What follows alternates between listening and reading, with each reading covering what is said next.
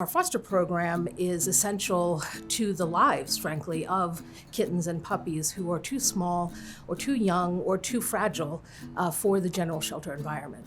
Our fostering program is part of our volunteer program. We have over 2,200 volunteers, about half of whom are fosters. I always say that our foster and volunteer program is the backbone of our organization because we really couldn't exist without all of those wonderful people giving their time. In a typical year, we have about 2,500 animals go through our foster program. So, it's about a quarter of the animals that we adopt out on any given year. You don't really ever think about how many animals would be homeless or wouldn't have the good life without the fosters and without the amazing caretakers. We fell into it. I didn't even know this was a thing. You're helping a segment of a population that can't help themselves. The Nevada Humane Society does track the foster hours, and they give hours depending on how much care the animal requires because it does help with grant funding. Absolutely sure that it was meant to be. Another neighbor came by, Angie and I believe her daughter, and they had a couple of dogs that they were walking. We started talking. Angie mentioned that they had a little puppy, a little Chihuahua puppy. Viola was really special to us. She came into our care when she was about 5 weeks old. She was a Chihuahua. And I said, well, I'll be interested, to see her if she's going to be available for adoption through the Nevada Humane Society. For somebody to take an animal in for a lengthy period of time, give it all the love and care it needs, and then give it up, that's pretty special.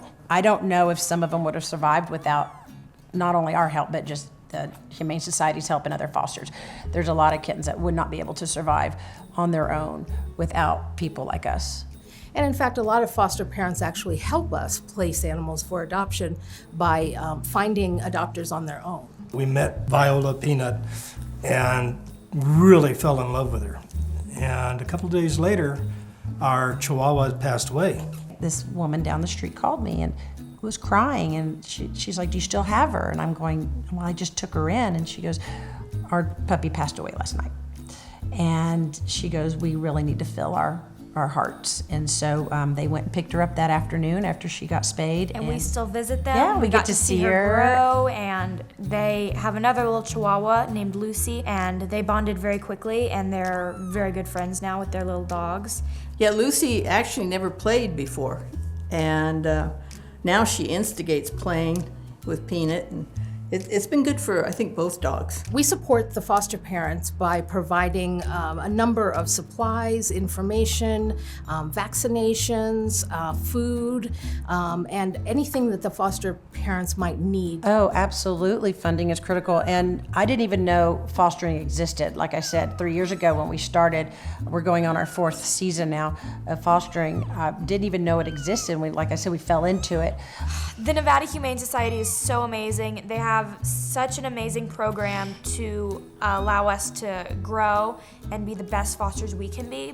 Foster parents do a lot to help prepare pets for adoption. First and foremost, they socialize the animals, they make them well enough, honestly, to be ready for adoption.